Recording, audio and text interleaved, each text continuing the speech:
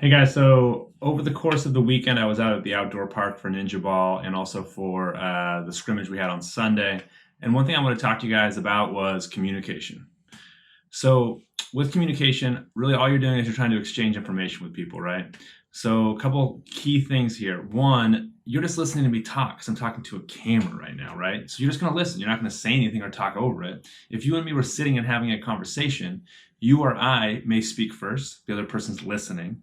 And then you're going to potentially respond to that person where they're quiet and listening and you're saying stuff. You're just exchanging information, right? So when you're playing paintball, you want that same thing to happen. You want to talk while someone else is listening. You want to let them respond to what you say, right? So don't just always be out there screaming and yelling your head off. I see a lot of teams go out there, the breakout happens, and you got 5 dudes just yelling stuff. Guess what? That's not effective communication. Effective communication is the breakout happens. A player looks over to the other player. If they're not talking, they'd say, hey, I got this bunker. And the person responds to them with some more information. And then those two players don't need to talk anymore. They've swapped the information. They've got everything they need. And now they're going to look to their other players. So if I'm in the back center, I do that with my, first snake guy, my 30 player, or whatever. That guy can then look to the corner player and exchange information with him. And then after they've done that exchange, that player can look back to the back center and get that information to him. So all we're doing is just getting information back and forth across the field, okay? Now, a couple other critical things here is the tone that you are using. When you're talking to people, you're not screaming and yelling at them, right? If I needed your attention, then I might yell at you very loud, and I might be very, I can convey that sense of urgency with the tone of my voice. So a lot of the time what we see is people go to their bunkers and they start screaming and yelling, and it seems really important. Well, it's not. It's important information, I guess, but it's not top of the line, oh my God, everyone's gonna die, end of the world. You just gone to your bunkers and people want other bunkers. Like, people probably aren't behind you. It's probably not that big of a deal. So when you go to your bunker, just cool, calm, collected, talk to your teammates, get the information exchanged, right? So all you're gonna do is you're gonna project your voice. You're gonna raise the level of your voice when you're talking kind of like this, as opposed to screaming and yelling, okay? So right now I'm talking at a certain tone. If I wanted to talk louder, I'd just say, hey Mason, we got this, So I'd raise my voice so more people can hear it, but the tone is still similar or the same, okay?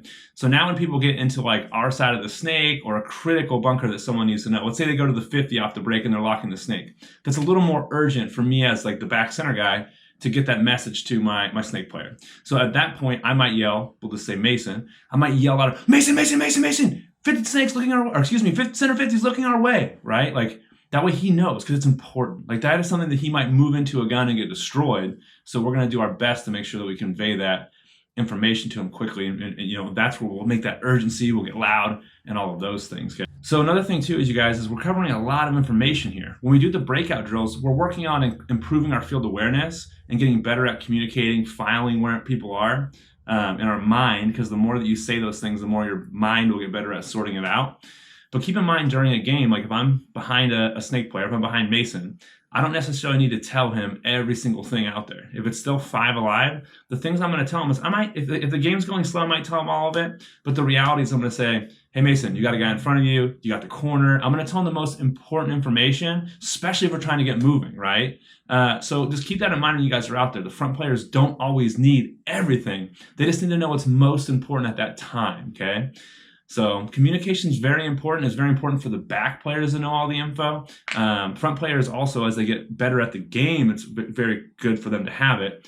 But the reality is, like this Vegas layout, the guy just crawls to the end, he's eventually going to be behind everybody anyway, right? So now one of the reasons why we're only going to tell front players and certain people limited information is because system overload, guys. Like, a lot of you guys have been out there, you've done the breakout drill, and even just saying 5 people's spots can be overwhelming, right? So just keep in mind when you guys are doing this stuff, people get overwhelmed, especially if they don't practice it a lot.